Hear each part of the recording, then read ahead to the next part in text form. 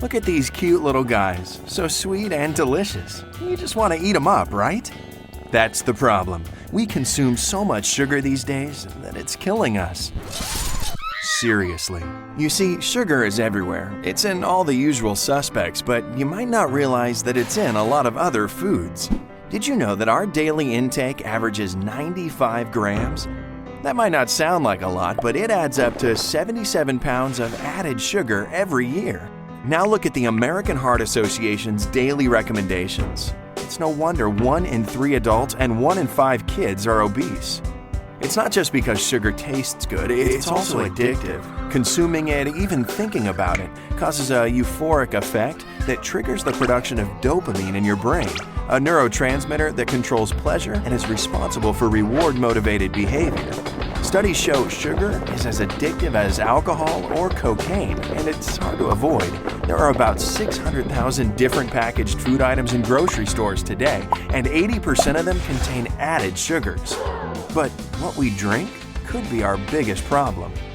Guzzle just one of these beverages and you've more than filled your daily recommended sugar allowance.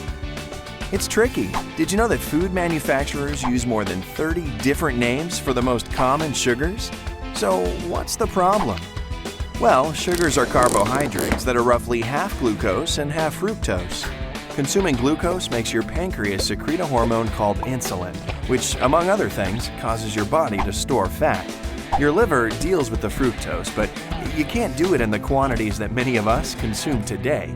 It releases some of it as fat, but most of that backs up in your liver cells. Now you've got a condition called insulin resistance. You're secreting more and more insulin in response to all the carbs in your diet, and even the proteins. The result?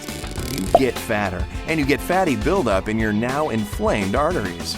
You're what some doctors call metabolically disturbed. Your body can no longer regulate itself. Eventually, it will kill you. Along the way, your pancreas might give out and you'll become diabetic. And there's reason to believe that metabolic disturbances cause high blood pressure, heart disease, cancer, and, of course, obesity.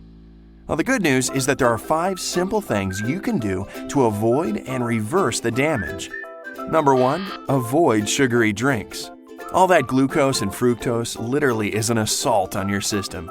Give tea or carbonated water a try, something besides processed sugar water. Why drink all your calories? Number 2, read labels carefully. Yeah, processed foods are convenient, but often they're loaded with sugar and provide little nutrition. Number 3, exercise a little.